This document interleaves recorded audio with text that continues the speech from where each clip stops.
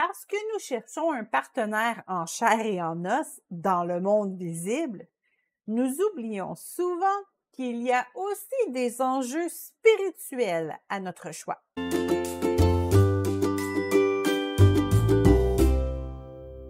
Nous chantons de beaux cantiques au Seigneur et nous prions notre Dieu avec foi, même si nous ne le voyons pas. Nous sommes capables de lire ces promesses dans la Bible et nous imaginer les obtenir. C'est ce qu'on appelle l'espoir. Mais si Dieu est bien réel et qu'il veut le meilleur pour nous, il ne faut pas oublier que son ennemi est tout aussi réel et que son désir est de nous voir échouer. Le voleur ne vient que pour dérober, égorger et détruire. Moi, je suis venu afin que les brebis aient la vie et qu'elles soient dans l'abondance. Jean 10, 10. Dieu veut que votre futur mariage soit solide, bien fondé et béni dans tous les domaines.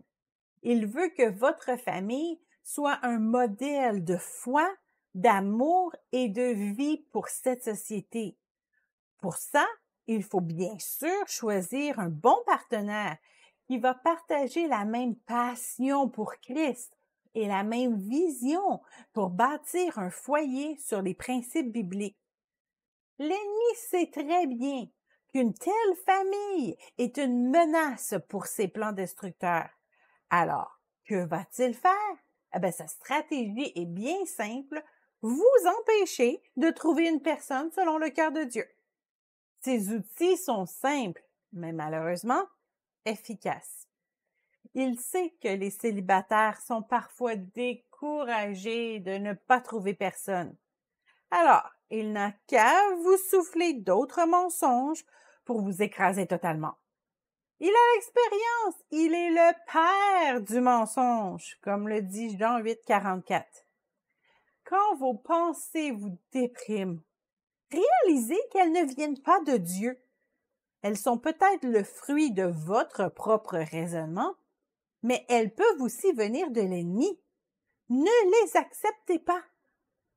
Au reste, frères, que tout ce qui est vrai, que tout ce qui est honorable, tout ce qui est juste, tout ce qui est pur, tout ce qui est aimable, tout ce qui mérite l'approbation, ce qui est vertueux et digne de louange, soit l'objet de vos pensées. Philippiens 4, 8. Dans la nature, les prédateurs commencent toujours par isoler leur proie, parce que, sans son entourage, elle devient faible et facile à attraper. Il en va de même dans le monde spirituel. Soyez sobre, veillez. Votre adversaire le diable rôde comme un lion rugissant, cherchant qui il dévorera. 1 Pierre 5, 8. Comme nous sommes beaucoup plus faibles lorsque nous sommes isolés, l'ennemi fera tout pour vous éloigner de vos frères et sœurs et de vos autorités spirituelles. Il n'y a personne pour toi dans cette église. Va voir dans un autre. Il vous fera croire qu'il n'y a pas de célibataire chrétien et que vous pouvez donc fréquenter une personne non-croyante. Elle a des belles valeurs, essayera-t-il de vous faire croire. Or, si elle ne croit pas en Dieu, si elle n'a pas une révélation personnelle, une relation avec Christ, comment voulez-vous poursuivre l'appel que Dieu a mis sur votre vie à ses côtés?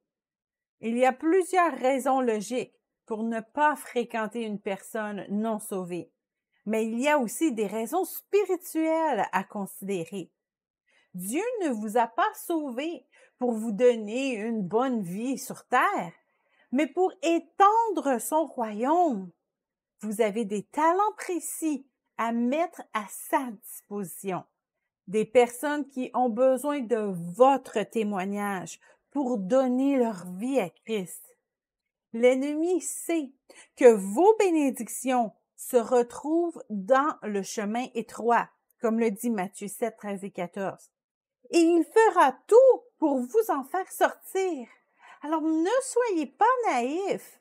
L'ennemi veut vous détruire.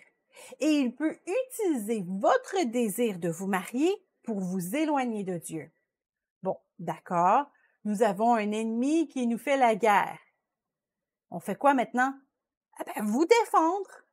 C'est pourquoi prenez toutes les armes de Dieu afin de pouvoir résister dans les mauvais jours et tenir ferme après avoir tout surmonté.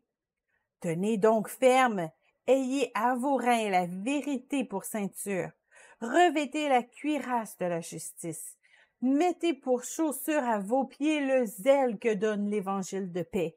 Prenez par-dessus tout cela le bouclier de la foi, avec lequel vous pourrez éteindre tous les traits enflammés du malin. Prenez aussi le casque du salut et l'épée de l'esprit, qui est la parole de Dieu. Éphésiens 6, 13 à 17.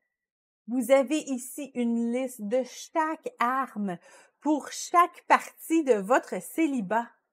La vérité pour protéger vos valeurs morales, le salut pour protéger vos pensées, la justice pour protéger votre cœur, le zèle pour protéger votre appel, la foi pour couvrir tous les domaines de votre vie et bien sûr, la parole de Dieu pour riposter.